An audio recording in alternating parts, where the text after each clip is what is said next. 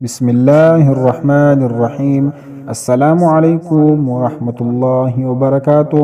Islamic story کے معزز ناظرین، امید کرتا ہوں اور دعا کرتا ہوں کہ آپ سب لوگ ٹھیک ہوں گے۔ دوستو، آج میں آپ کو ایک دلچسپ واقعہ سنانا جا رہا ہوں، اور یہ واقعہ حضرت ابراہیم علیہ السلام کے موت کے بارے میں ہے۔ ایک مرتبہ حضرت ابراہیم علیہ السلام اپنی بکریوں کا ریوڑ چرا رہے تھے کہ ایک آدمی قریب سے گزرا، اور گزرتے ہوئے اس نے اللہ تعالیٰ کی شان میں یہ الفاظ ذرا بلند آواز سے کہے: سبحان ذی الملک والملکوت، سبحان ذی العزت والعظمت والہیبت والقدرت والکبریاء والجبروت۔ پاک ہے وہ زمین کے بادشاہی اور آسمان کے بادشاہی والا ہے، وہ عزت، بزرگی، ہیبت و قدرت والا اور بڑائی و دبدبے والا ہے۔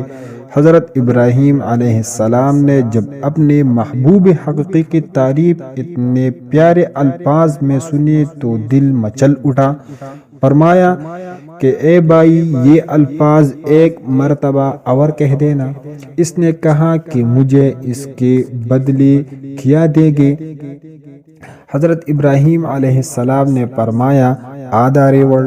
اس نے یہ الفاظ دوبارہ کہہ دی۔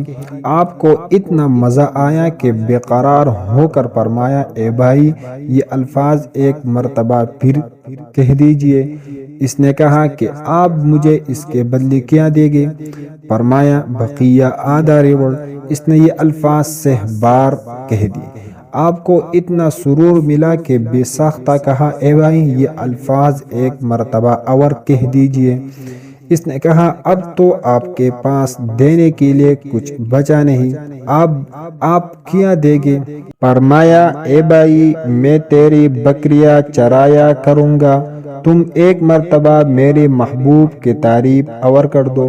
اس نے کہا: حضرت ابراہیم خلیل اللہ، آپ کو مبارک ہو، میں تو فرشتہ ہوں، مجھے اللہ تعالیٰ نے بھیجا ہے کہ جاؤ اور میرا نام لو اور دیکھو کہ میرے نام کی کیا دام لگاتا ہے۔ سبحان اللہ!